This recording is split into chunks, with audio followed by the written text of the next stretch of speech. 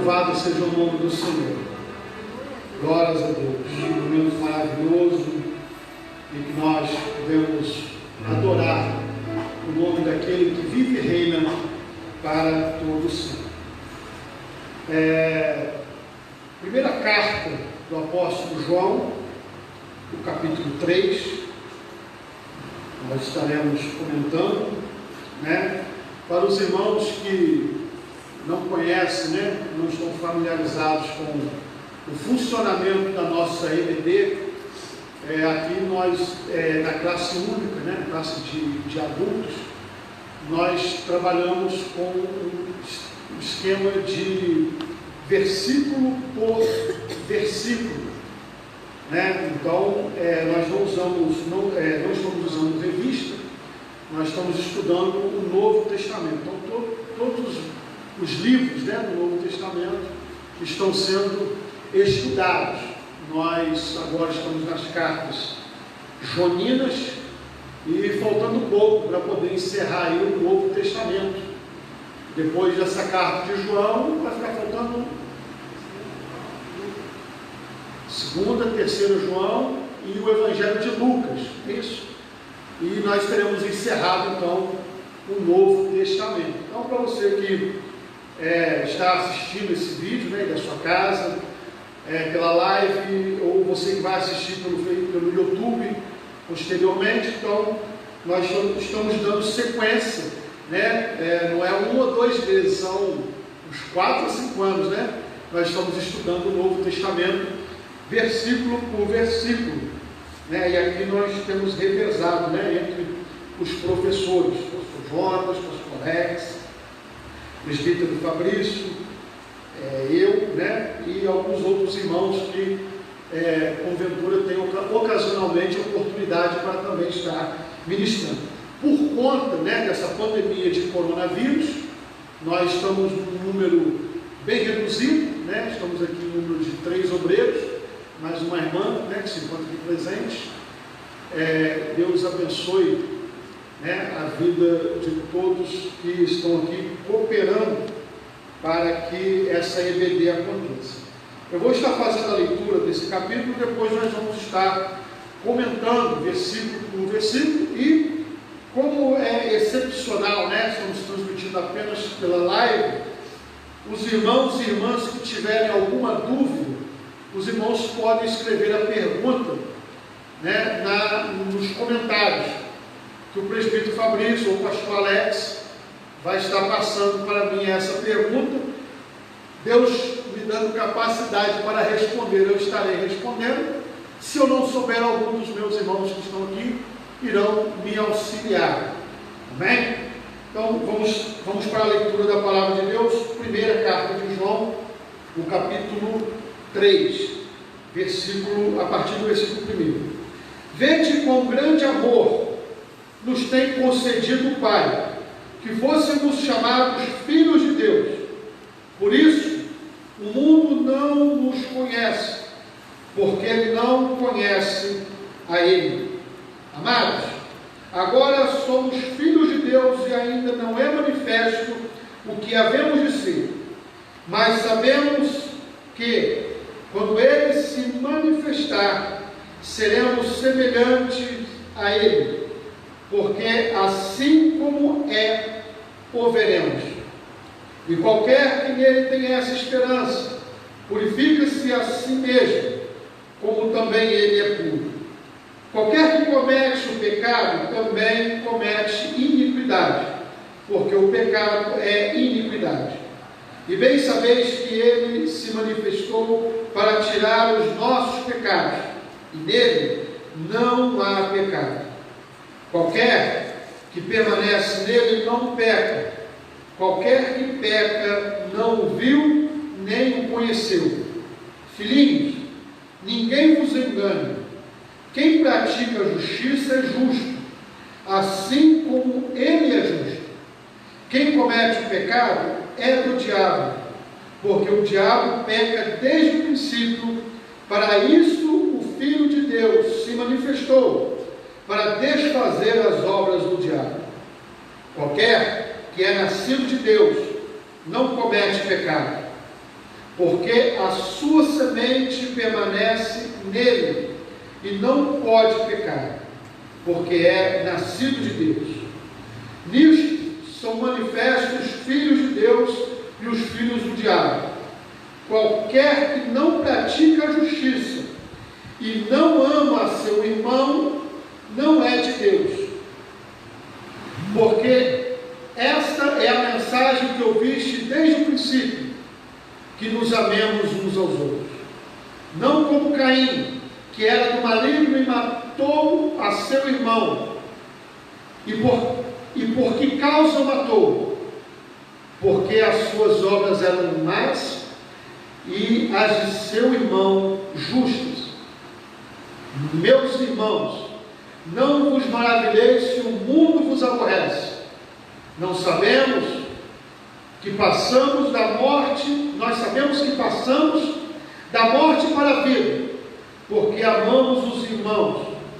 Quem não ama o seu irmão permanece na morte. Qualquer que aborrece a seu irmão é homicida, e vós sabeis que nenhum homicida tem permanente nele a vida eterna. Conhecemos o amor nisto, que ele deu a sua vida por nós, e nós devemos dar a vida pelos irmãos. Quem, pois, tiver bens do mundo, e vendo o seu irmão necessitado, lhe cerrar o seu coração, como estará nele o amor de Deus? Meus filhinhos, não amemos de palavra, nem de língua, mas por obra e em verdade. E nisto conheceremos que somos da verdade, e diante dele asseguraremos nosso coração, sabendo que se o nosso coração nos condena, maior é Deus do que o vosso coração e conhece todas as coisas. Amados, se nosso coração nos não condena, temos confiança para com Deus. E qualquer coisa que lhe pedirmos, dele a receberemos, porque guardamos os seus mandamentos e fazemos o que é agradável à sua vista. E o seu mandamento é este: que creamos no nome de seu Filho Jesus Cristo e nos amemos uns aos outros segundo o seu mandamento. E aquele que guarda os seus mandamentos, nele está, e ele nele. E nisto conhecemos que ele está em nós, pelo Espírito que nos tem dado. Louvado seja o nome do Senhor. Só para que nós possamos introduzir a todos os irmãos, os que estão chegando agora, pela primeira vez acompanhando esse vídeo, já está pegando um estudo em andamento, é apenas para que nós possamos introduzir o pensamento, dos queridos que estão assistindo essa live, para que possam compreender um pouco melhor os escritos do apóstolo João. Nós entendemos, juntamente com a maioria dos comentaristas mais conservadores, que atribuem a autoria dos escritos, tanto do Evangelho de João, como das epístolas, que possuem este mesmo nome, ao apóstolo João, o apóstolo amado, o discípulo amado do Senhor, aquele que se recostava no peito do Senhor Jesus. Então, esse evangelho, o Evangelho de João e as cartas são de autoria, pelo menos é o entendimento dos comentaristas, dos conservadores, de que a autoria seja desse discípulo amado do Senhor Jesus, o apóstolo João. Uma outra coisa que nós temos que considerar é que esse escrito, assim como o Evangelho de João, assim como João também escreveu o Apocalipse, já foi no final de sua vida, nos últimos anos da vida do apóstolo João. Então, o que nós precisamos compreender é que já havia se instaurado uma grande perseguição contra os cristãos, na Ásia Menor, né, por todo o Império Romano. Havia uma grande perseguição contra todos os cristãos. Já haviam sido martirizados, ou seja, já haviam morrido por causa da palavra do Senhor todos os outros apóstolos. Então, o apóstolo Paulo já havia sido decapitado, o apóstolo Pedro já havia sido crucificado de cabeça para baixo, enfim, todos os outros apóstolos já haviam sido martirizados, e João era o último dos apóstolos de Jesus Cristo, que ainda estava vivo. Então é importante nós também fazermos essa consideração de análise, para podermos entender, porque nós conseguimos compreender e verificar algumas diferenças, né, algumas características diferentes dos escritos do apóstolo João, porque vocês imaginam, ele como sendo o último dos apóstolos, já sendo um ancião, né, com seus cabelos brancos, com a sua saúde talvez debilitada, já sabendo que os seus dias eram próximos, porque já era um ancião, avançado em sua idade, e sabendo que já nenhum outro apóstolo estava vivo para ser um guia, para ser um orientador da igreja. Não que não houvesse pastores, não que não houvesse presbíteros, havia, mas dos apóstolos de Jesus Cristo, ele era o último que estava vivo, né? Então, é importante que nós venhamos a compreender isso, e quando nós nos voltamos para os escritos, quando nós voltamos para as palavras que João escreveu, nós vemos uma certa urgência nos seus escritos, como por exemplo aqui, nesse texto que nós lemos, nós verificamos uma certa urgência, né, na maneira como ele escreve. Alguns vão dizer, mas ele está sendo muito duro nas suas palavras. Mas o que nós podemos esperar de um homem, um servo de Deus, que sabe que os seus dias de findar a sua vida, a sua carreira nessa vida estão se aproximando, o que ele diria para a igreja? Então, nós entendemos e compreendemos e conseguimos aqui destacar e verificar essa necessidade, né, de não fazer rodeios, mas de pregar para a igreja e falar com a igreja numa certa urgência, naquilo que é importante, né? Então nós verificamos isso, e na carta de João nós podemos identificar, né, nessa carta, nessa primeira epístola, que ela se divide, né, em três grandes temas: Deus é luz, Deus é amor e Deus é vida. Então, nós vamos notar que nesse escrito existe vários contrastes: o contraste de Deus com o diabo, o contraste da luz com as trevas, o contraste do amor com o ódio, o contraste dos servos de Deus, ou dos justos com os injustos, com os ímpios, o contraste da igreja para com o mundo. Então, fica bem explícito, né, essa questão do contraste. E nós sabemos também que João era muito bem conhecido dos leitores iniciais, para quem foi destinado, né, os seus escritos, tanto que ele não se identifica pessoalmente no início da sua carta, porque aqueles que estariam recebendo os primeiros leitores, a quem foi inicialmente direcionadas essas cartas, sabiam e conheciam aquele que estava escrevendo para eles.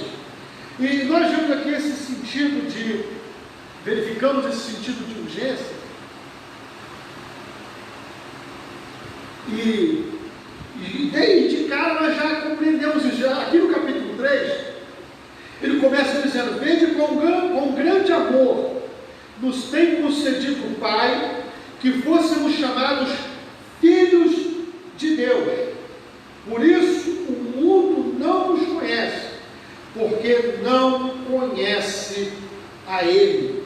Então aqui João já começa dizendo para a igreja atentar para o amor de Deus, E nós temos que entender aqui que João está escrevendo para uma igreja completamente perseguida, muito diferente da situação da igreja brasileira, né? Porque nós aqui no contexto do Brasil, nós gozamos de relativa paz para se poder pregar e viver o Evangelho de Deus, mas não é essa a situação de muitos outros países dos nossos dias, como também não era a situação dos cristãos do primeiro, segundo, terceiro século, enfim, em toda a história da igreja, sempre houveram grandes perseguições contra a igreja. E João está escrevendo para uma igreja perseguida, e ele inicia esse capítulo 3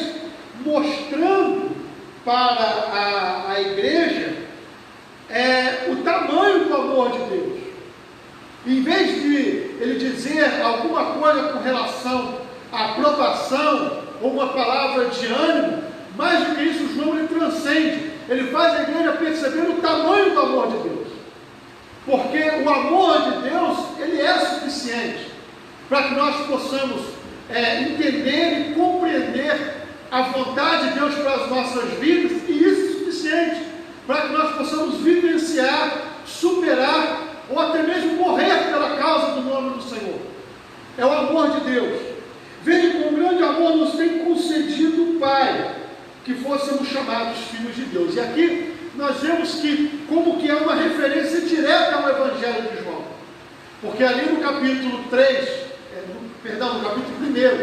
do Evangelho de João, ele vai dizer que a todos quanto receberam o Filho de Deus, ou seja, Jesus Cristo, foi-lhes dado o poder de serem feitos filhos de Deus. Então existe uma diferença, aqui já há uma diferenciação, né, um contraste entre aqueles que servem a Deus e aqueles que não servem a Deus. Porque o cristão, o crente, aquele que crê em Deus, que serve a Deus, ele é chamado de filho de Deus. E de fato, ele é filho de Deus. O apóstolo Paulo explica isso, né, na sua doutrina de adoção. João vai falar também sobre o novo nascimento, e nesse sentido, nascemos numa nova vida, somos filhos de Deus também por isso. Então, aqueles que não são cristãos, não são filhos de Deus.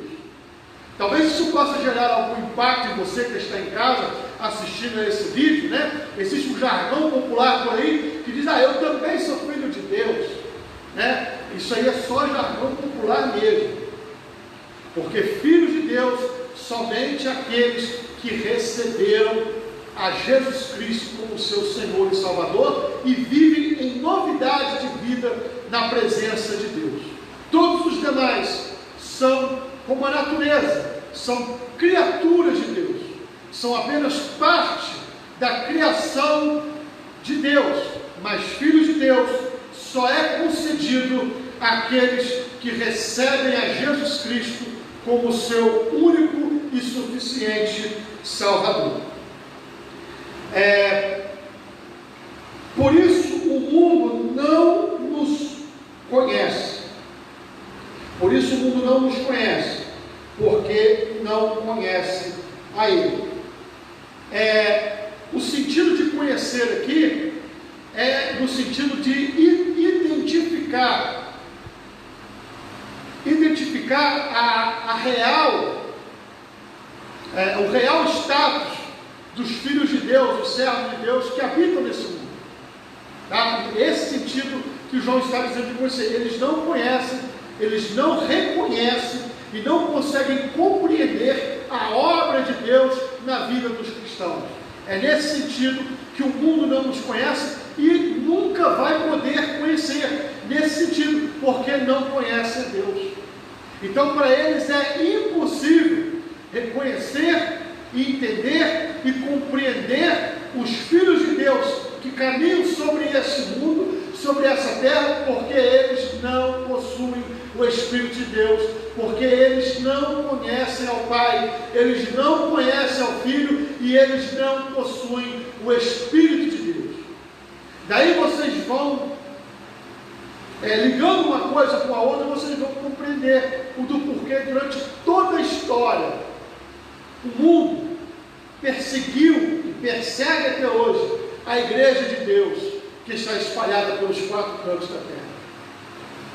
É por esse motivo que o mundo odeia a palavra de Deus. E não se engane, o mundo odeia os cristãos. Pode até existir um flerte, nós temos observado nos nossos dias, porque parece que ser cristão, ser evangélico ou ser gospel, como muitos dizem por aí, é um tipo de moda, parece que está virando um tipo de status social. Só que ser cristão, ser filho de Deus, é muito mais do que um status social ou de que um mero reconhecimento. Ser filho de Deus é vivenciar isso que nós acabamos de ler. É o amor que Deus nos tem concedido. E quão grande é esse amor? A ponto de ter enviado o seu Filho para morrer no nosso lugar na cruz do Calvário. O mundo não consegue compreender isso. Podem encher templos, podem lotar religiões, mas nunca irão compreender o real significado do amor de Deus, do que é ser filho de Deus, do que é estar em comunhão com Deus, porque buscam e pensam estar buscando a Deus pelos motivos errados, por causa de bens materiais, por causa de uma vida confortável nesse mundo. Estão completamente errados. E por esse motivo, o mundo vai continuar odiando a palavra de Deus, porque se o Evangelho, o verdadeiro Evangelho, for pregado até mesmo para essas pessoas que se dizem ser cristãos, vão nos odiar. Porque o Evangelho de Deus, pastor Alex, ele confronta. O Evangelho de Jesus Cristo ele inicia com arrependei-vos. Está lá no Evangelho de Marcos, é assim que ele começa. É assim que Jesus Cristo começou a pregar, arrependei-vos, porque é chegado o reino de Deus. E nós vemos que as pessoas da moda, as pessoas do momento, que se dizem ser algum tipo de amigo do Evangelho, são aquelas pessoas que querem continuar no conforto dos seus pecados, não querem se arrepender, não querem abandonar o pecado. E nisso nós conhecemos que essas pessoas não conhecem o amor de Deus, não conhecem a Deus, não conhecem a sua palavra, estão distantes do teu Evangelho, não são filhos de Deus. Ah, presbítero Deus, você está sendo duro, você está julgando. Eu não estou julgando, é o que está escrito na palavra de Deus, é o que está escrito nessa palavra. Por isso o mundo não nos conhece, porque não conhece a Ele. Irmãos, o apóstolo João está dizendo isso. Eu estou aqui sendo apenas um eco de sua voz. No versículo 2, amados, agora somos filhos de Deus, e ainda não é manifesto o que havemos de ser, mas sabemos que quando Ele se manifestar, seremos semelhantes a Ele, porque assim como é, o veremos. Olha que palavra, irmãos. Olha que palavra bendita. Agora somos filhos de Deus, já somos filhos de Deus, essa é uma certeza. Você é filha de Deus, você é filho de Deus, você que creu, você que foi alcançado pelo Evangelho, foi alcançado pelo amor de Deus, você que se arrependeu da sua vida de pecado e reconheceu o que Jesus Cristo, Filho de Deus, fez por nós na cruz do Calvário, morrendo em nosso lugar, por causa dos nossos pecados. Nós somos filhos de Deus, e ainda não é manifesto o que havemos de ser. O que ele está querendo dizer aqui não é com relação a ser considerado filho de Deus. mas ele está falando por causa do evento do que vai acontecer no advento da vida do Senhor Jesus Cristo. Porque assim como Ele é, nós o veremos, porque o nosso Senhor está glorificado, está num corpo, não mais num corpo de humilhação, porque Ele ressuscitou, e Ele recebeu um corpo glorificado, e a Bíblia diz que assim como Cristo possui um corpo glorificado, todos nós também iremos possuir um corpo glorificado. Louvado seja o nome do Senhor. Esse corpo corruptível, que hoje é suscetível às enfermidades, que hoje é suscetível às doenças, que hoje é suscetível às paixões carnais, a briga entre a carne e o espírito, e todas as limitações do corpo humano, tudo isso irá ter fim no advento da vinda do Senhor Jesus Cristo. Quando Ele voltar, aqueles que já tiverem morrido em Jesus Cristo, todos os santos do Antigo Testamento, os santos do Novo Testamento que já partiram, que já morreram no nome do Senhor, eles hão de ressuscitar com um corpo glorificado. E a igreja do Senhor, os filhos de Deus, aqueles que estiverem vivos no advento da vinda do Senhor, vão ter os seus corpos transformados e juntamente nos encontraremos com o Senhor das nuvens, encontraremos com Ele nos ares, para podermos estar para sempre com o Senhor. Bendita a esperança, louvado seja o nome do Senhor. E assim como Ele é, nós o veremos, nós poderemos ver a Cristo como Ele é, porque nós também seremos transformados. Louvado seja o nome do Senhor. No versículo 3, qualquer que nele tem esta esperança, purifica-se a si mesmo, como também ele é puro. Aqui agora João começa a falar de algo que é muito importante.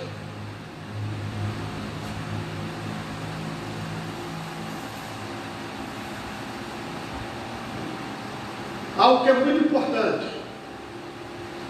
É sobre a vida cristã, a caminhada cristã.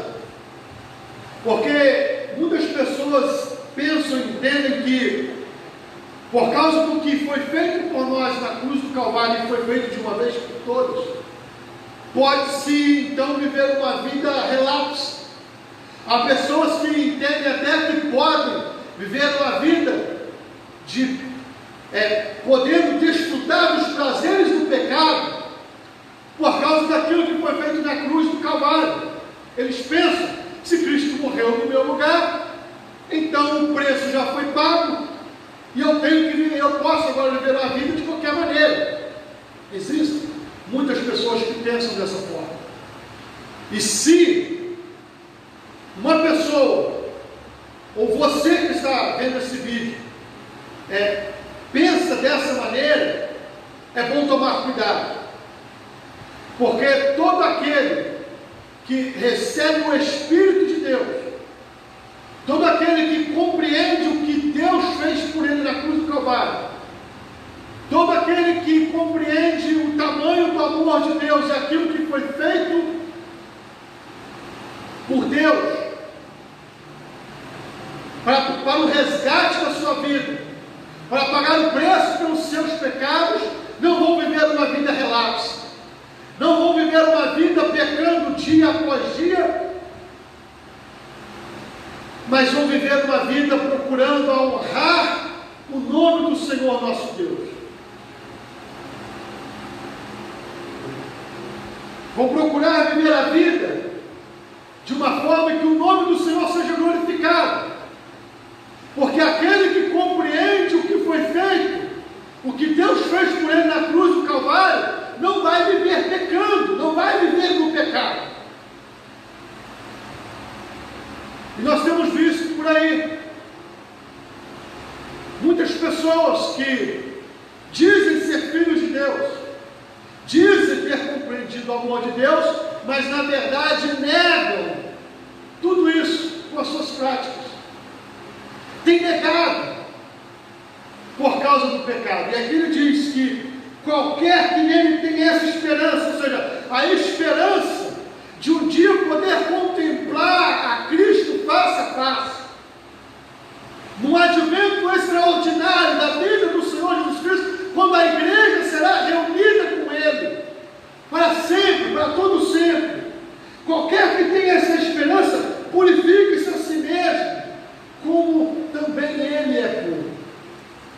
Porque Deus é santo, e importa que nós também vivamos a vida de santidade, que nós venhamos a buscar viver uma vida separando-se do pecado, porque é isso que significa ser santo. E a Bíblia nos chama a todo momento de santos. Santos significa separados. Separados de quê? Separados do pecado. Separados de toda a imundícia oferecida pelo sistema mundano.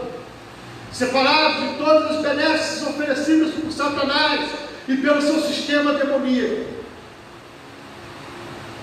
No versículo 4, João vai ser mais enfático,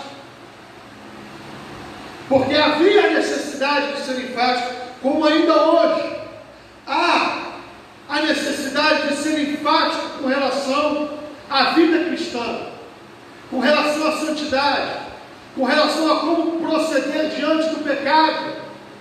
Há essa necessidade hoje também. O problema é que hoje existe negligência por parte de muitos que pregam o Evangelho, que diz ser Evangelho, né? Há negligência por parte de pastores que não doutrinam as suas igrejas. Há negligência por parte dos ensinadores, por parte daqueles que pregam. Você sabe por que existe essa negligência? Porque pregar contra o pecado não dá ibope. Pregar contra o pecado não lota templos, não enche igrejas. Pregar contra o pecado é estar na contramão do sistema que dá certo. Por isso existe essa negligência.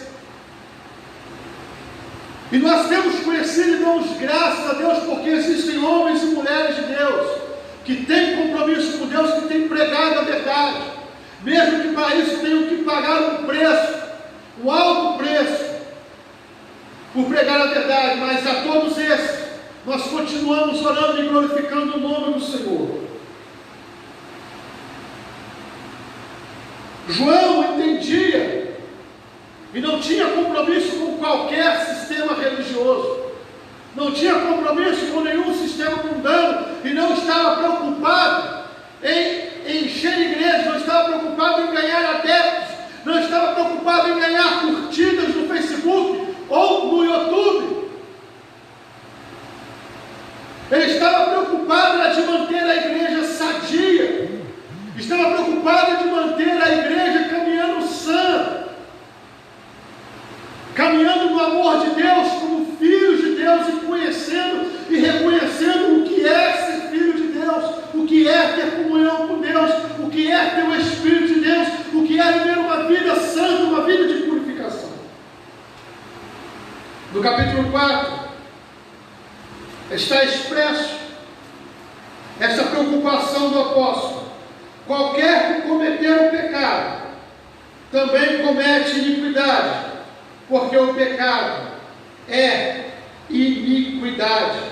Iniquidade é o caráter daquilo que é mal, daquilo que é imoral. É o caráter do pecado. Iniquidade, como nós conhecemos uma pessoa que é iníqua, ou iníquo, é aquela pessoa que vive no pecado continuado.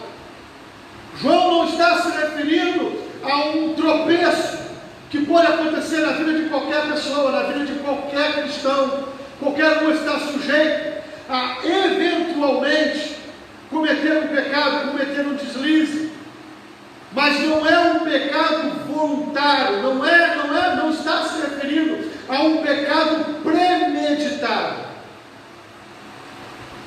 No versículo 4, João está se referindo ao pecado premeditado.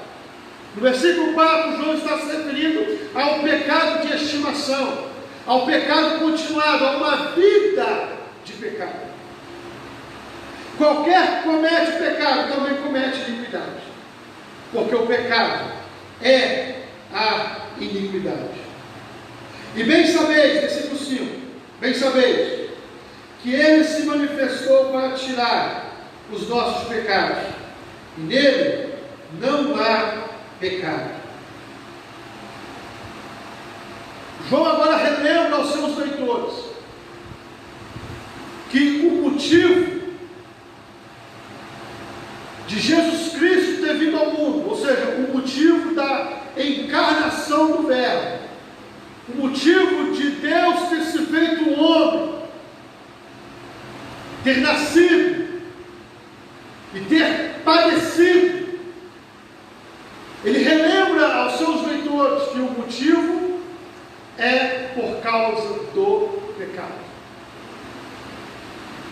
Se esse foi o motivo pelo qual Cristo veio ao mundo, pelo qual Cristo morreu na cruz do Calvário, se foi por esse motivo, para poder nos livrar, para poder pagar o preço no nosso lugar, então por isso, tendo essa compreensão, não podemos viver uma vida de pecado. Não podemos viver uma vida relapsa, uma vida negligente na presença de Deus. E ele está lembrando isso aos seus irmãos. Ele se manifestou para tirar os nossos pecados, e nele não há pecado. Se há uma coisa, e isso é uma doutrina, é que a santidade de Deus, Deus é santo, e há pessoas por aí que não distorcem da doutrina, que no obscurecer de suas mentes, que estão enegrecidas, talvez pela vaidade, talvez pela arrogância, de querer evocar para si uma revelação nova. Já há por aí pessoas que estão pregando e ensinando, dizendo que Cristo cometeu pecado em uma ou outra situação. Deus nos livre dessa teologia do inferno.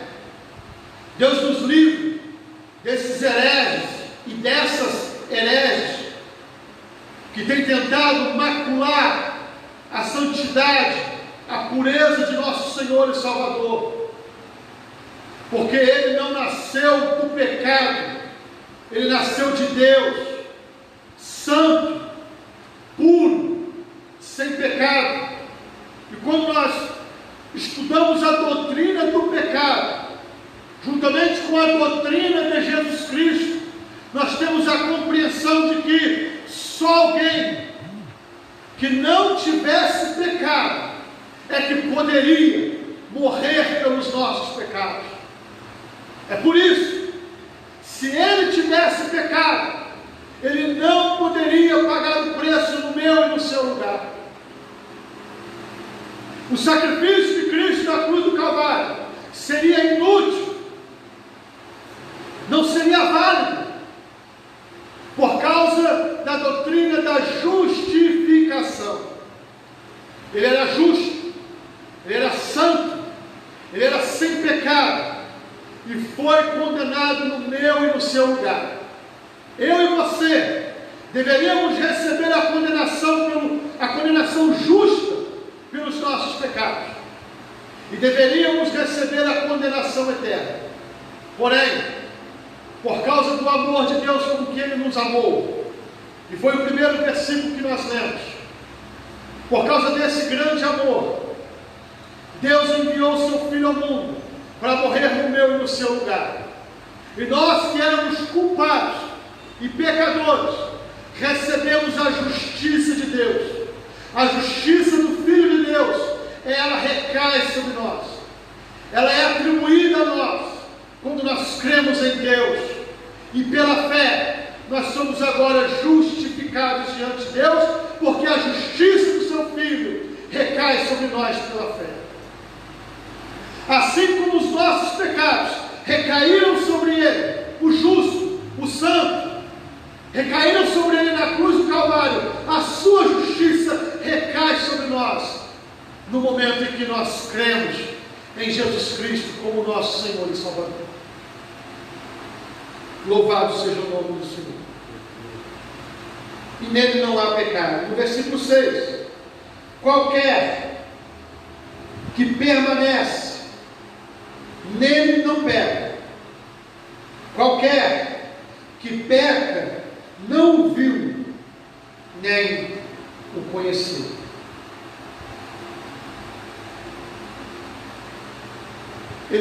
Eu volto a reforçar para que você compreenda.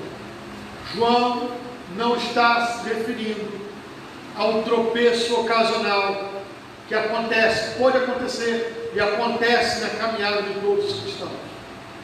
Porque todos nós somos falhos.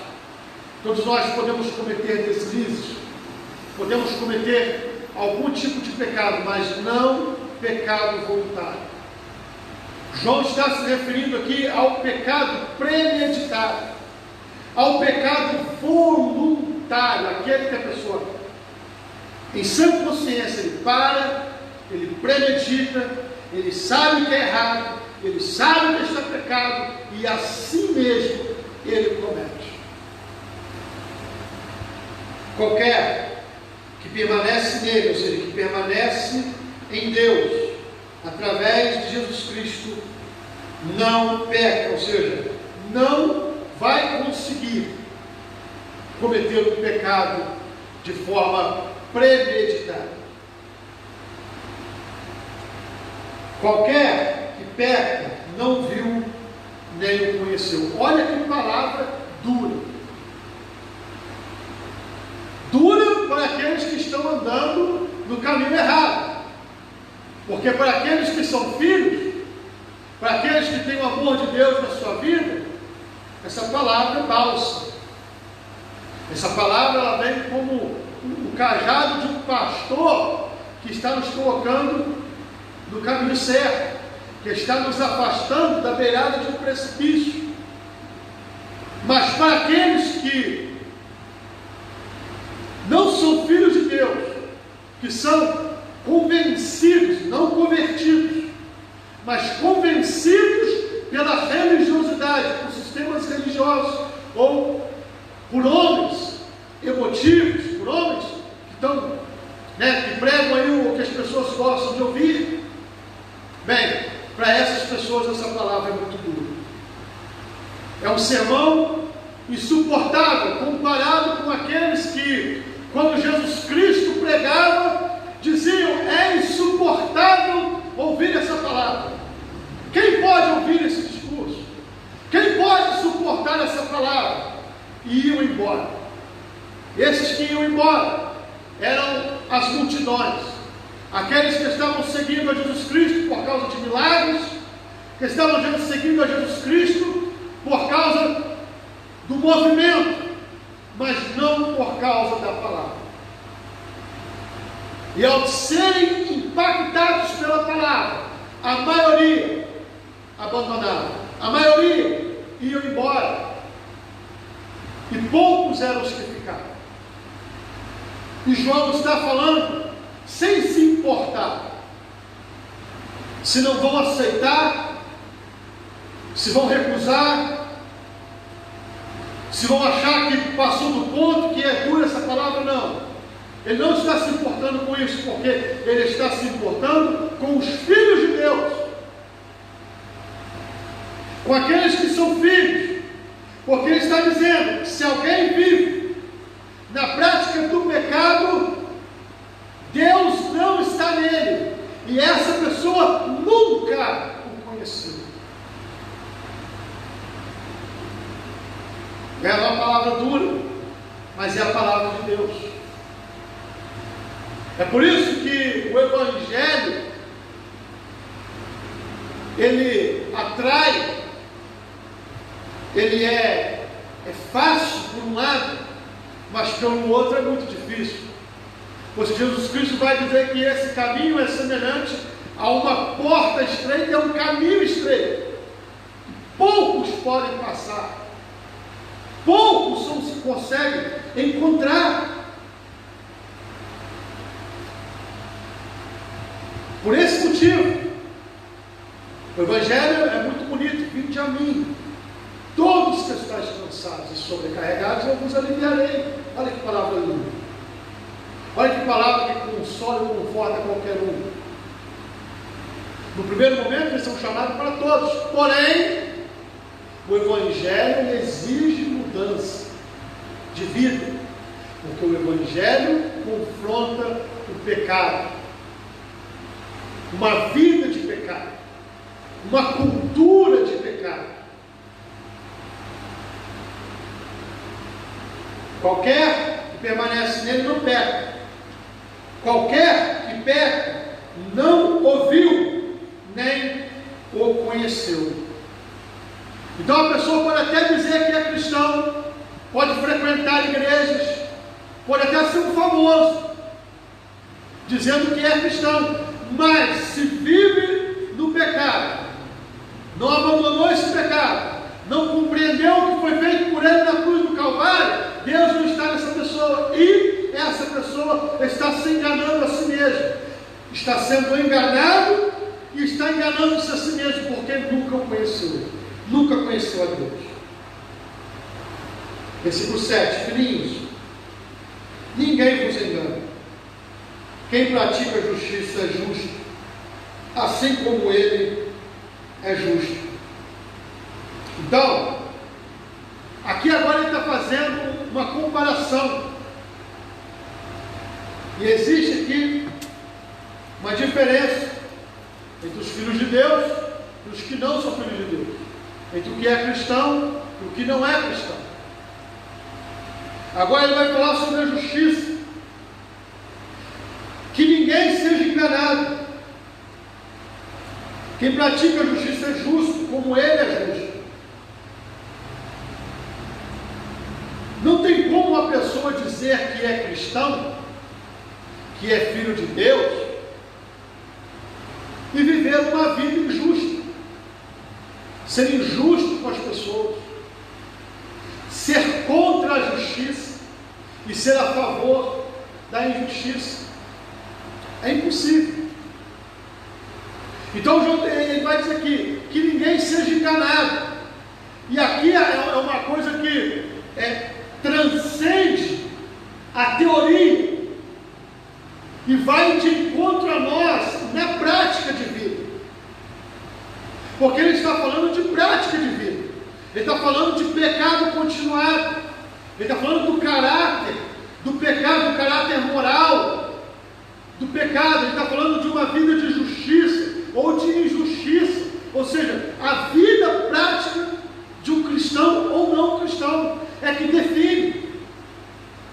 Não adianta uma pessoa dizer, eu sou filho de Deus, eu sou cristão, mas a sua vida é uma vida de injustiça, é uma vida de pecado.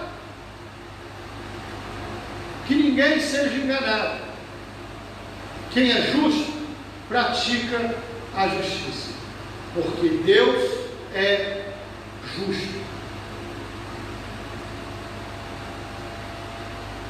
Versículo 8: quem comete o pecado é do diabo, porque o diabo peca desde o princípio. Para isso o Filho de Deus se manifestou, para desfazer as obras do diabo. Dificilmente você vai ver um pregador, um coach, um pregador da teologia da prosperidade, desses que pregam por aí, que você tem que comer o melhor dessa terra, vem do jeito que você está, Deus conhece, Deus quer o seu coração. Deixa eu te falar uma coisa: se nós entregamos o nosso coração a Deus, coração na Bíblia significa o centro da nossa vontade. coração, a entregar inteiro a Deus.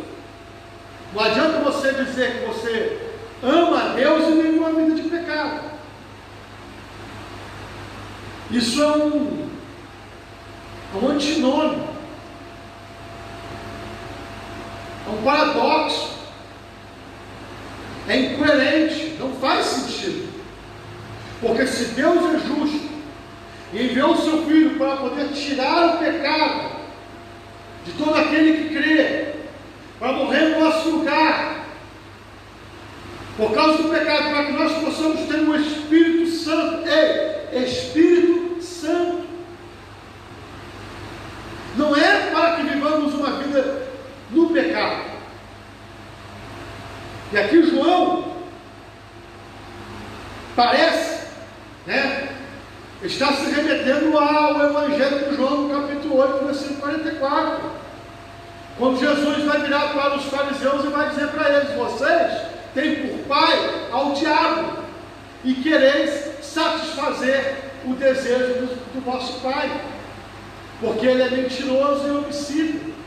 Desde o princípio não se firmou na verdade, porque não há verdade nele. Quando ele profere mentira, fala do que lhe é próprio, porque é mentiroso e pai da mentira. Palavras do Senhor Jesus.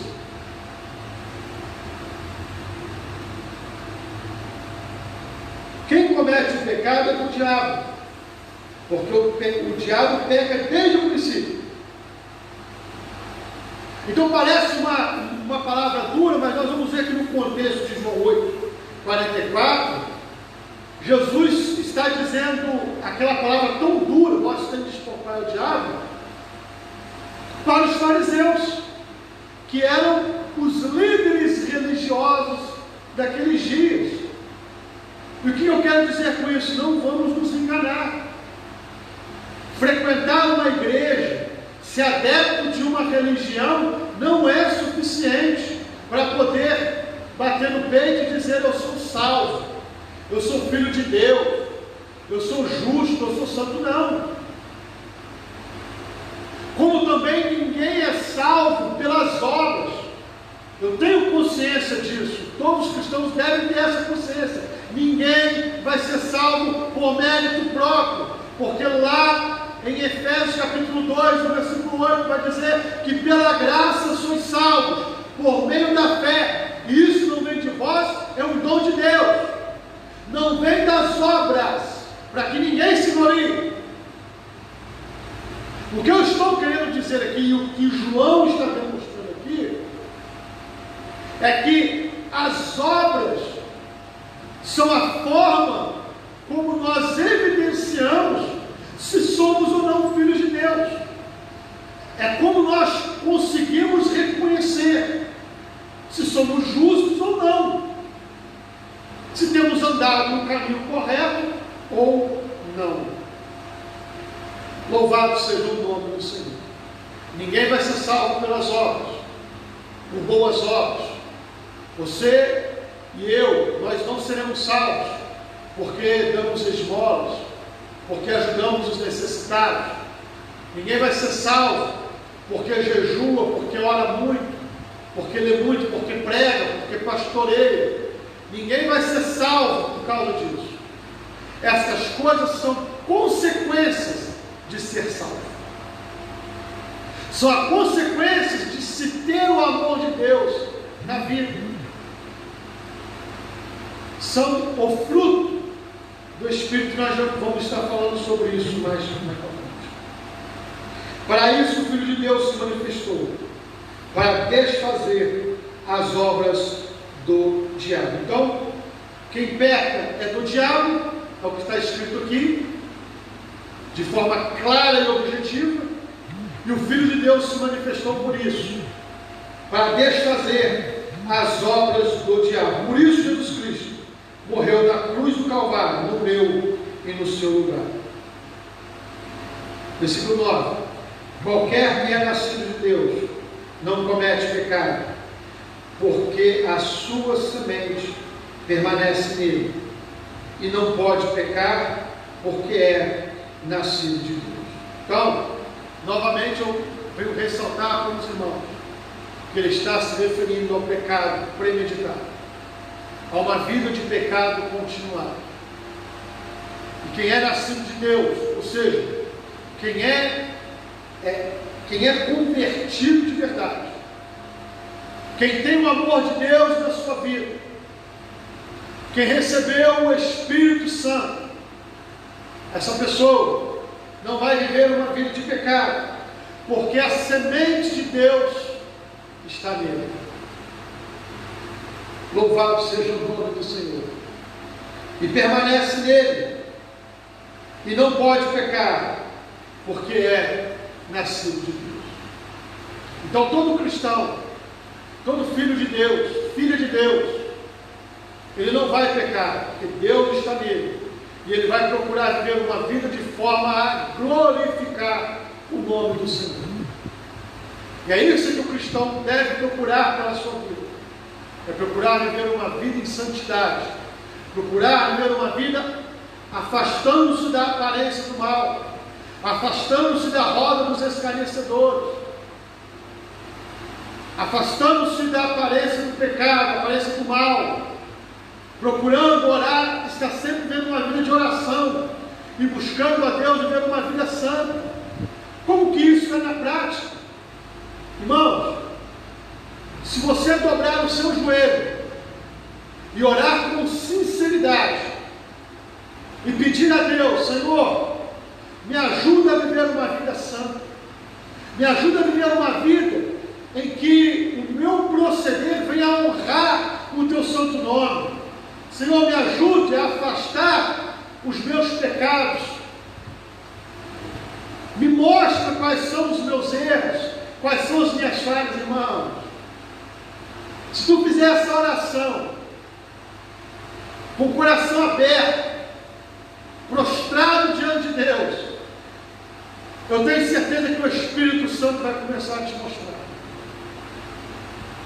E assim acontece na vida de qualquer cristão. Ao longo da história sempre foi assim. Existem muitos materiais escritos, muita literatura cristã a esse respeito, de homens e mulheres que buscaram uma vida de santidade dessa forma. E ninguém melhor para mostrar para nós se nós estamos vivendo uma vida em santidade na presença de Deus do que o Espírito Santo. Que nós venhamos a buscar a Deus em oração, para que possamos viver uma vida de santidade na presença de Deus. Se você não consegue identificar algum erro, alguma falha, algum pecado na sua vida, dobre o seu joelho, pergunte a Deus, peça ao Espírito Santo para te mostrar, e você vai se assustar. Porque isso é a vida cristã. Nós estamos numa caminhada, nós estamos num processo de santificação, é dia após dia, aparando as arestas, é dia após dia, procurando viver uma vida para agradar a Deus, abandonando toda e qualquer prática que possa desagradar o nosso Senhor. Não, nisto são manifestos os filhos de Deus, no versículo 10. E os filhos do diabo, qualquer que não pratica a justiça e não ama seu irmão, não é de Deus. Está vendo como está só apertando? João transcende qualquer teoria e ele nos mostra em termos práticos se nós temos ou não o amor de Deus na nossa vida, se nós somos ou não filhos de Deus. E como que nós poderemos saber se somos filhos de Deus ou filhos do diabo? É o que está escrito aqui, versículo 10. Qualquer que não pratica a justiça e não ama seu irmão, não é de Deus. Olha, irmãos, que palavra dura, que palavra objetiva, é direto, não tem rodeio. Se não pratica a justiça e se não ama seu irmão, não é de Deus. que nós possamos vivenciar o amor de Deus nas nossas vidas, não por meras palavras, porque as palavras podem ser vazias. Na verdade, as palavras, se não forem acompanhadas de atitudes, são vazias. Porque Deus amou o mundo de tal maneira. Ele amou o mundo e deu o seu Filho. Não é apenas falar, é demonstrar. Quando Deus falou que amou, Ele provou que amou. Ele provou esse amor. Deu o seu único Filho, seu Filho unigênito, para morrer na cruz, no meu e no seu lugar. O cristão pode até querer se enganar, qualquer pessoa pode querer se enganar, dizendo, eu amo o meu irmão, mas se esse amor não vem acompanhado de demonstração, são palavras vãs, palavras vazias.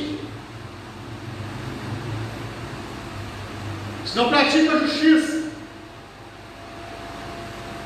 se não ama o seu irmão, o amor de Deus não está nele. Isso é uma coisa que não sou eu que tenho que dizer para você. Nesse momento você tem que fazer uma análise, olhar para a sua vida. Nós aqui, que estamos no número reduzido aqui também, devemos olhar para as nossas vidas. Será que eu tenho amado mesmo o meu irmão?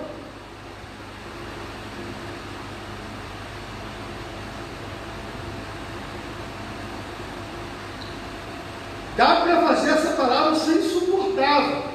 É só começar a aprofundar mais nela.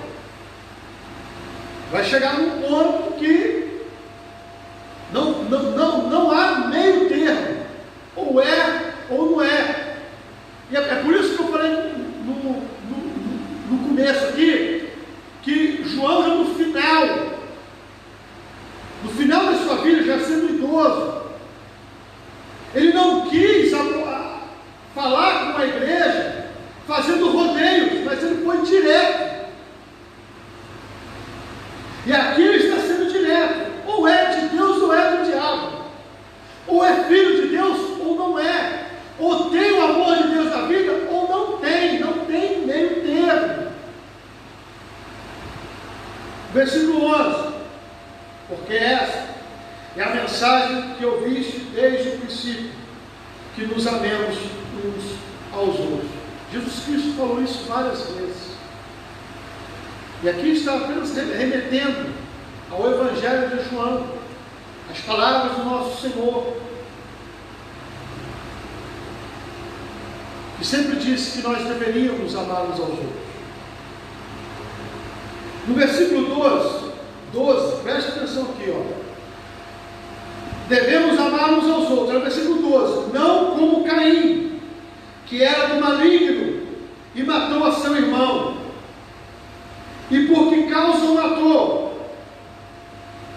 Porque suas obras eram más e as de seu irmão justas.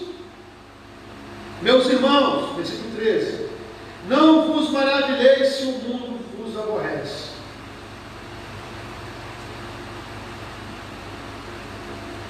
Ele agora aqui vai fazer uma análise, uma comparação com o que aconteceu entre Caim e Abel.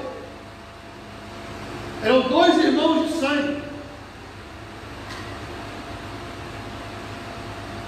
E Caim, a Bíblia vai dizer que era do maligno, matou a seu irmão. Matou porque suas obras eram más. E quando nós vamos para Gênesis, lá no capítulo 4, a gente consegue compreender um pouco dessa motivação. A motivação de Caim, a principal motivação dele era a inveja. Ele tinha inveja do seu irmão. E por que ele tinha inveja do seu irmão? A Bíblia vai dizer que tanto Abel quanto Caim ofereciam sacrifícios para o Senhor. Mas a Bíblia vai dizer que Deus se agradou do sacrifício de Abel, porque ele era justo. Mas Deus não agradou-se do sacrifício de Caim. E a Bíblia vai dizer que Caim, por motivo de inveja, foi lá e matou o seu irmão que era justo. Olha, qual deveria ser o correto? Se as obras dele não eram justas, e se Deus não estava se agradando do seu sacrifício, do seu modo de vida, o que ele deveria fazer? Mudar a sua vida, consertar aquilo que ele estava fazendo que não agradava a Deus, buscar ter um coração sincero diante de Deus. Mas não, ele preferiu matar o seu irmão, porque andava no caminho certo. Irmãos, a inveja é terrível,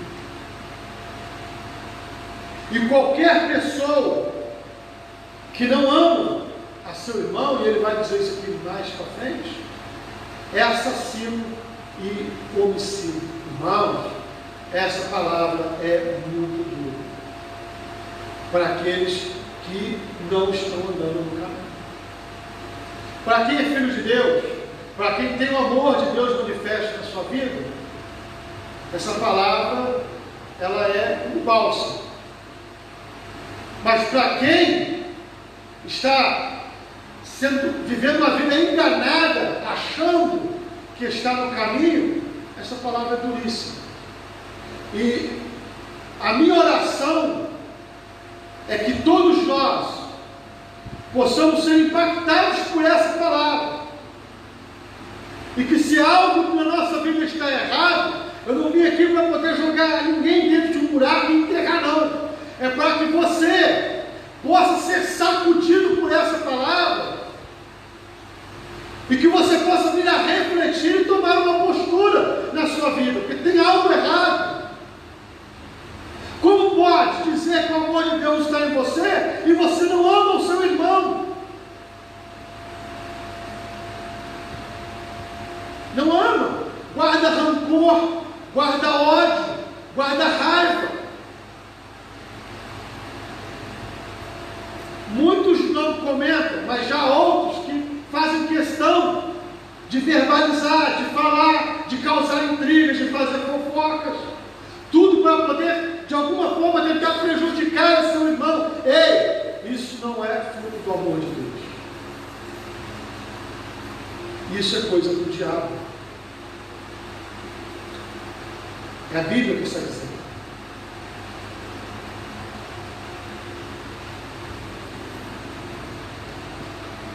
Deus nos livre que venhamos a ser crentes como Caim. Versículo 13: meus irmãos, não vos maravilheis se o mundo vos aborrece, não vos maravilheis se o mundo vos odeia. Jesus Cristo, em várias oportunidades, ele falou a respeito disso, que o mundo iria nos odiar por causa da sua palavra, por causa dessa palavra. Preste atenção, o mundo odeia o Evangelho. Pode haver até uma sensação de que, aos amigos do Evangelho, existe uma certa liberdade, existe uma liberdade de culto aqui no Brasil, porque não é a realidade de outros países do mundo. Principalmente nos países da janela 10 por 40, os cristãos estão sendo massacrados, perseguidos, assassinados por causa do Evangelho de Jesus Cristo. O mundo nos odeia por causa dessa palavra. Se você disser para eles que eles podem permanecer no pecado, que está tudo bem, eles vão ser nossos amigos, mas nós seremos falsos cristãos se fizermos isso. Porém, no momento que nós dizemos, você precisa abandonar a sua vida de pecado, você precisa se converter verdadeiramente a Deus, você precisa amar o seu irmão, aí a coisa aperta. Não vão aceitar, porque para eles uma palavra dessa é loucura. Nós sabemos que passamos da morte para a vida, porque amamos os irmãos. Quem não ama seu irmão permanece na morte. Ele aqui agora, irmão, está falando de salvação. Como nós vamos saber se somos salvos ou não? O Espírito de Deus testifica com o nosso Espírito que somos salvos. Através das nossas práticas do dia a dia, porque, irmão, ser cristão não é uma teoria. Ser cristão é prática. É você colocar em prática a teoria. É você pegar o que está escrito e aplicar na sua vida prática. Então, João está dizendo aqui, nisso, nós sabemos que passamos da morte para a vida, porque amamos os irmãos. Ou seja, se o amor de Deus está em mim, eu vou amar o meu irmão. E isso é um reflexo, é uma consequência do amor de Deus. Se você é salvo, se você tem o amor de Deus na sua vida, você vai amar o seu irmão. Se você não ama o seu irmão, se você não pratica a justiça, eu tenho uma péssima informação para você. Estou apenas sendo um eco do apóstolo João. Quem não ama a seu irmão permanece na morte. Ou seja, não tem vida eterna. Não tem vida espiritual, não tem comunhão com Deus.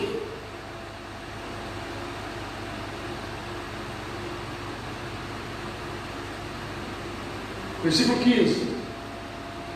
Eu já estou perto de encerrar. Aleluia. Versículo 15.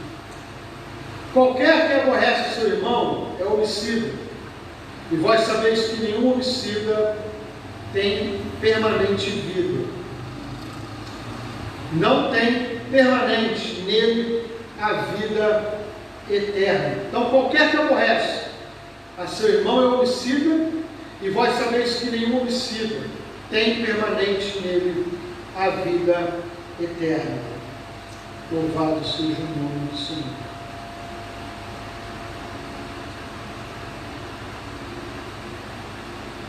Aqui parece que João está se remetendo àquelas palavras de Jesus Cristo, e que ele vai dizer a respeito da intenção do coração. Tá? Não apenas de você, na prática, aborrecer a seu irmão, ou seja, não gostar, odiar. Por quê? Jesus vai dizer que se o teu coração, não é isso? Se alguém se encolerizar, ou seja, se alguém ter ódio de uma pessoa no coração e pensar assim, eu tenho vontade de matar ele, ainda que você não matou, mas se no seu coração você pensa assim, eu queria que ele morresse, ou mesmo que você não matasse, mas dizer, eu queria que ele morresse, desejando mal para o seu irmão, na verdade no seu coração, você desejar isso, para Deus é como se você já tivesse feito. Para Deus já aconteceu. Jesus disse que se alguém olhar para uma mulher e no seu coração a cobiçar, na verdade já adulterou com ela.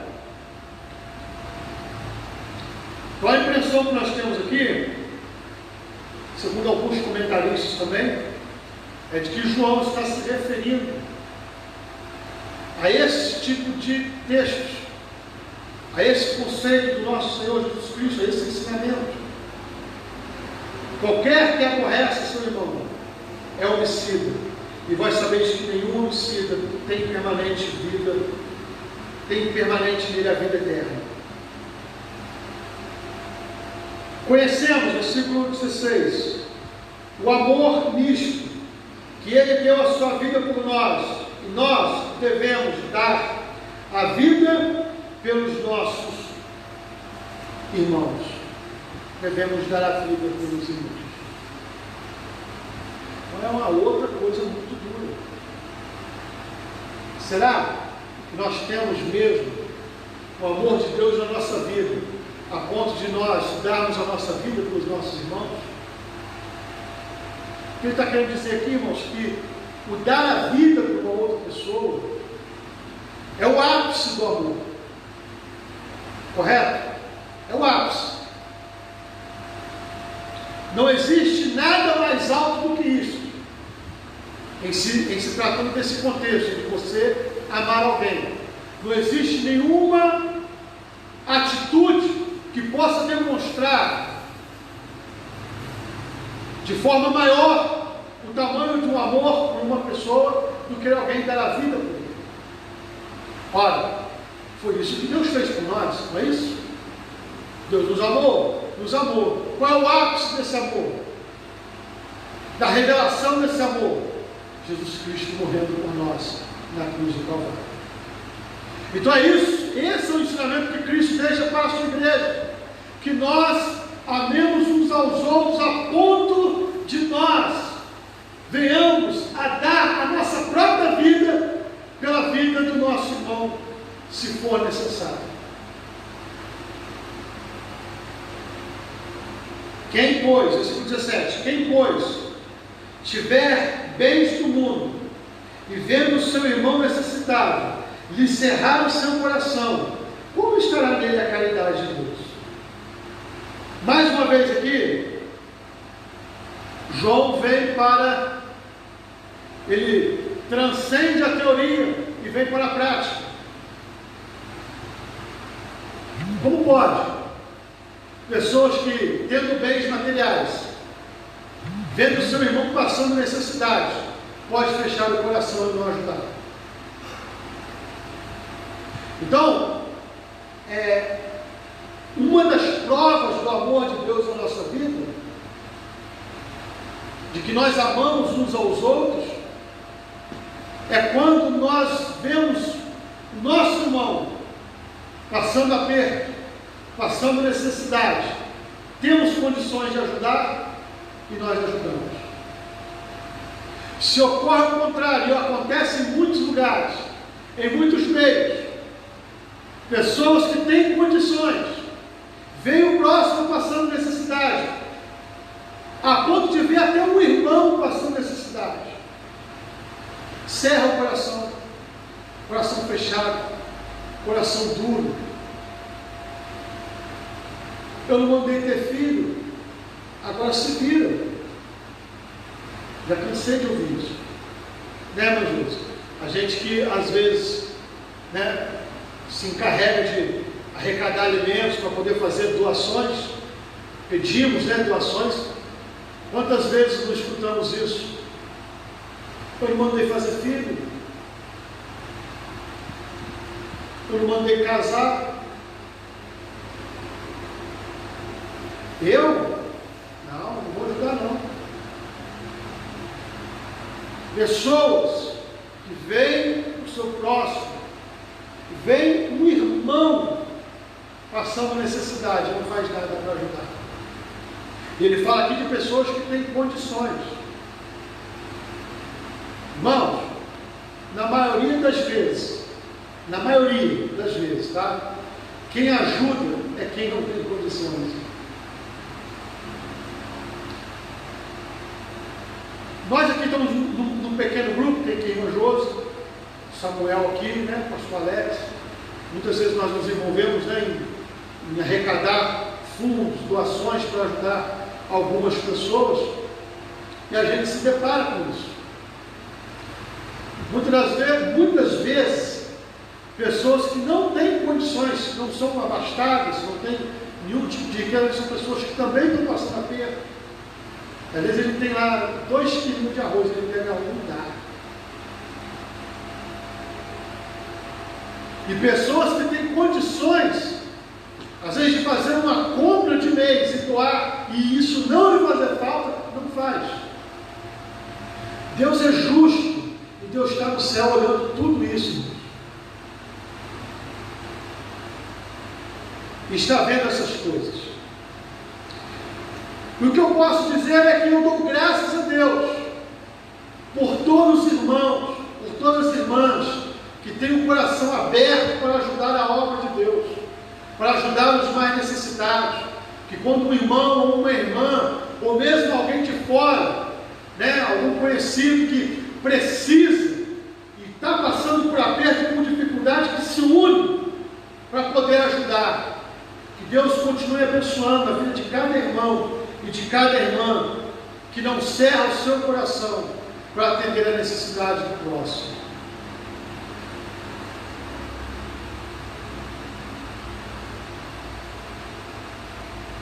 Se a pessoa tem essa condição e cerra o coração, como está nele o amor de Deus?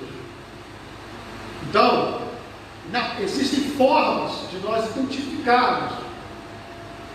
Tá? Eu não estou falando de julgar. Não sou eu que vou dizer, fulano fechou o coração para não ajudar. Não sou eu. É a pessoa que deve olhar para si e fazer essa pergunta: se eu tenho, será que eu tenho o amor de Deus na minha vida? Eu tenho condições de ajudar e eu não ajudo. Eu tenho o amor de Deus na minha vida? Faça essa pergunta para você mesmo.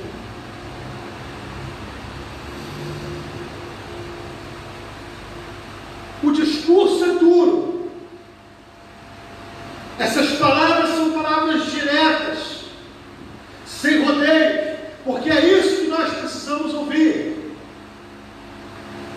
sem massagear o ego de ninguém, porque nós não somos nada, somos pó, somos cinza na presença de Deus. Toda honra e toda glória deve ser dada a Deus. Então, o Evangelho é direto, é confrontamento de pecado, é mudança de vida, é reconhecimento de que não somos nada, de que não podemos nada, que Deus é quem pode, Deus é quem tem. Deus é todo-poderoso. E essas palavras são diretas ao nosso coração, porque é isso que nós precisamos. Aos que estão ouvindo, aos que estão assistindo, que está em casa, a quem prega a palavra de Deus, a você, meu irmão, minha irmã, que prega, que leva essa palavra, seja direto. Ninguém precisa ter o ego massageado, não, muito pelo contrário. O Evangelho, ele constrange. O Evangelho, ele bate de frente e nos expõe todas as nossas vísceras, as nossas entranhas, e nos mostra como nós somos ruins e como nós temos espaço para poder melhorar em nossas vidas. Muito. E é isso que nós precisamos. E quem é filho de Deus, quem tem o amor de Deus na sua vida, reconhece e regozija com uma palavra como essa. Ainda que essa palavra venha lhe bater, ainda que ele venha ser espancado por essa palavra, ele vai dar glórias a Deus, porque está sendo advertido para a vida. E não vai permanecer no engano. Então, se essa palavra está servindo de uma advertência, para você, exulte e glorifique a Deus. Difícil é para uma pessoa que está com o coração endurecido, cauterizado, e chega diante de uma palavra dessa e quer relativizar. Para essas pessoas, só a misericórdia de Deus para poder movê-los desse caminho, desse entendimento. O versículo 18, eu já vou encerrar. Meus filhinhos, não amemos de palavra, nem de língua, mas por obra e em verdade. É aquilo que eu disse antes. Amar da boca para fora não é amor. Dizer que ama e não demonstrar isso em atitudes, isso não é amor. Amor é o exemplo que Deus deixou para nós. Amor e morreu no nosso lugar. Que nós não venhamos a ser amantes de palavras. Eu amo meu irmão. E a hora que esse seu irmão está passando aperto, está passando dificuldade, e você pode ajudar, não ajuda. Tem muitas formas de ajudar. Eu citei aqui a questão dos alimentos, né? A questão de uma ajuda nesse sentido, mas tem muitas formas de você ajudar. Ajudar com palavras, ajudar dando uma palavra de consolo, uma palavra de conforto. Tem muitas formas. Pregando o Evangelho para aquela pessoa que está desviada do caminho, para aquela pessoa que ainda não reconheceu a Jesus Cristo como Salvador. Tem muitas formas de nós demonstrarmos o amor de Deus na nossa vida, o amor de Deus que reflete em nós para o nosso próximo. Versículo 19. E nisso conhecemos que somos da verdade, e diante dele asseguraremos nosso coração, sabendo, versículo 20, que se o nosso coração nos condena, maior é Deus do que o nosso coração, e conhece todas as coisas. Aqui João está falando para aquelas pessoas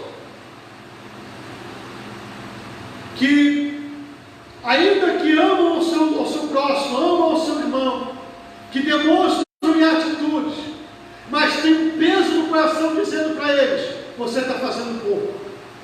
Ele faz, mas há uma cobrança nele, há uma cobrança em você. Eu estou fazendo pouco, eu posso fazer mais, eu devo fazer mais. Meu irmão, minha irmã, faça. Se o teu coração está te condenando nesse sentido, faça, mas tenha em mente que Deus é maior do que o seu coração. Deus, Ele conhece todas as coisas, Ele sabe da sua capacidade, sabe das suas limitações.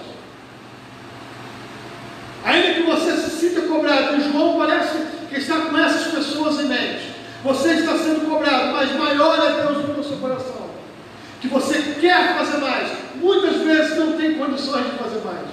Quantos de nós, pastor Alex, queria ter condições de poder ajudar muito mais a obra de Deus, de poder ajudar muito mais o seu próximo, mas não tem condições, fica apenas aquela cobrança, aquele sentimento: eu queria fazer. Deus é maior do que o seu coração. Louvado seja o nome do Senhor.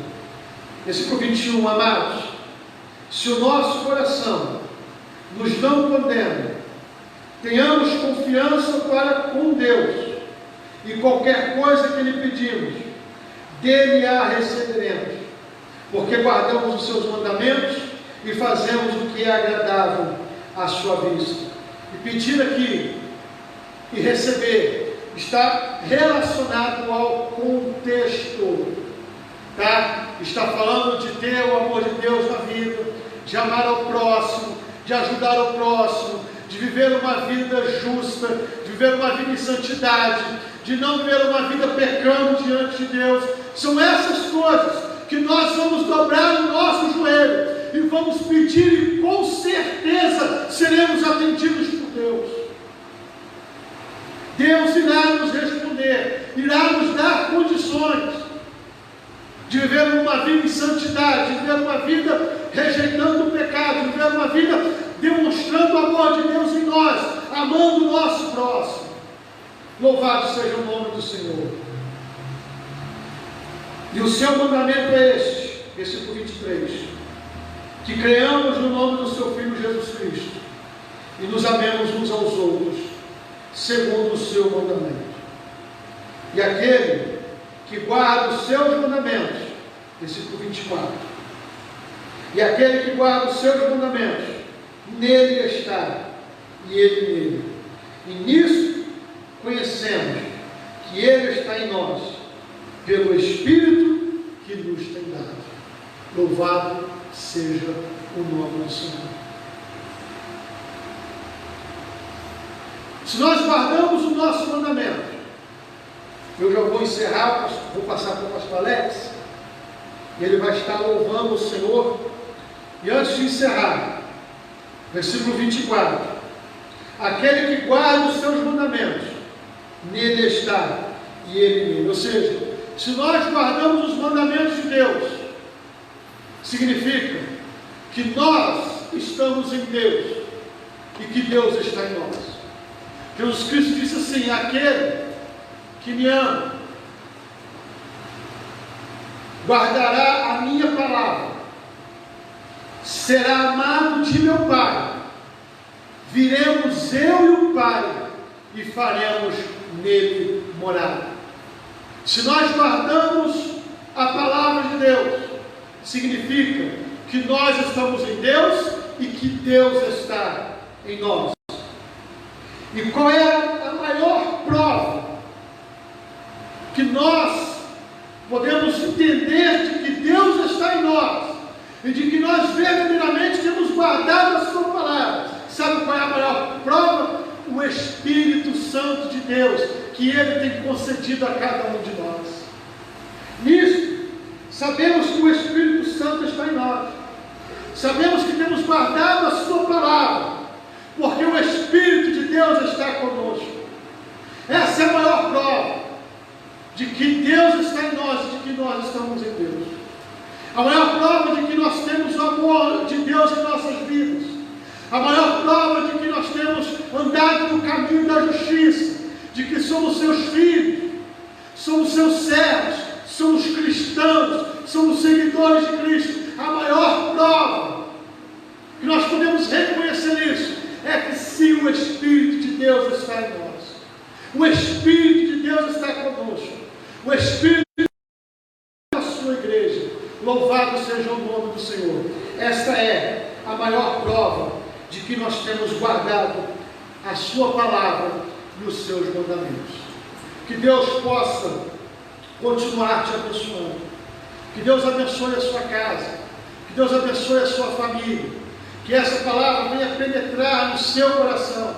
Venha penetrar no meu coração também, porque eu sou carente juntamente com vocês de ouvir e de praticar essa palavra. Que Deus abençoe as nossas vidas. Que Deus abençoe as nossas famílias. Que Deus possa continuar nos guiando no seu caminho, através da sua santa e gloriosa palavra. Deus abençoe a vocês. Amém, meus irmãos? Se houver alguma dúvida, alguma pergunta com relação ao texto, deixe nos comentários. E no decorrer do dia, nós estaremos respondendo a todos vocês em nome de Jesus. E eu vou estar passando ao pastor Alex, que estará